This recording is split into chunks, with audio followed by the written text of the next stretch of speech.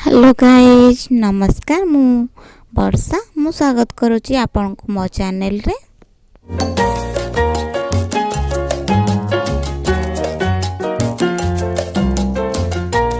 Video start करवा करू जदि मो चैनल नुआ अच्छा मो चैनल को सब्सक्राइब कर दिंतु से बेल आइकन को भी दबाई दिंतु आ कमेंट करके कहतु केमती है मो वीडियो।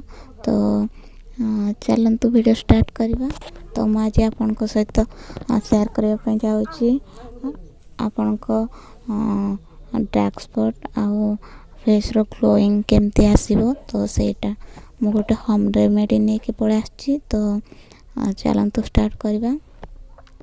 मैं टमाटो नहीं आ गोटे लेंबू को नहीं जाइए या मुझे टाइप काटी नहीं काटनेला आम यहाँ को एमती करके चिपुड़ी नवा चिपुड़ी के आम फेस टमाटो को लेंबू को मिक्स करके ये टाइप मसाज करने भी आमर यहाँ ग्लोइंग आउ सन टैनिंग आउ डार्क स्पॉट कमेबार साहाय्य करे।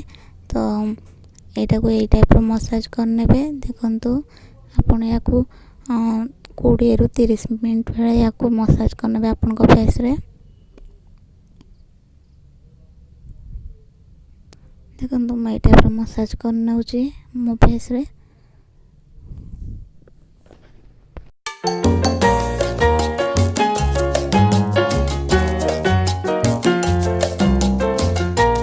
एबे हमें सेकंड स्टेप को जीवा।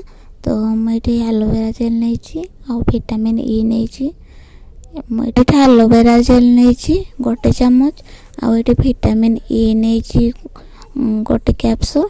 तो मैं या भल भाव मिक्स करने भी ये देखो तुम गोटे चम्मच एलोवेरा जेल नहीं एवं मु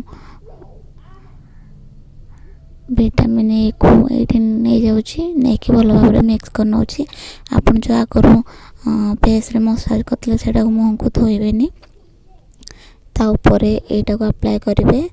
तो यार डबल आपन को फायदा मिल से न धोईकी ये पैकटा को लगेबे या पर आप मेकअप भी करें।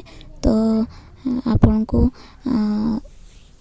किसी प्रॉब्लम नहीं सेटा आपन या पर मेकअप कले भी।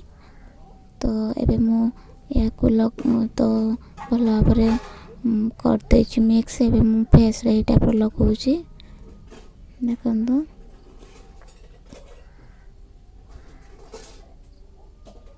ये टाइप मसाज करनौ आपण आईज एरिया गुड़ाक भी लगेबे।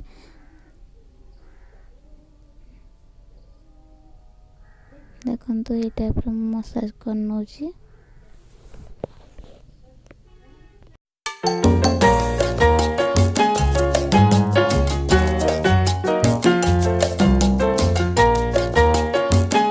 देखु एवं मु लगे सारी। तो आपण मैंने देखिपे मुझे धोईनी आपण या राति टाइम रे यूज करूँ आराम से सोई पड़तु मॉर्निंग रे या फेस को धोई भी दिंतु आपण या सप्ताह 2 थर यूज करूँ आपणकर रिजल्ट भल भाव मिल जाव।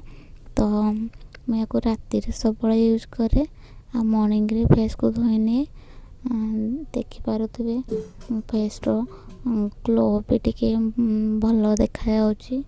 तो जदि आपन को मो वीडियो पसंद होईची ताले मते कमेंट रे जणेबे मो वीडियो केमती लागुची।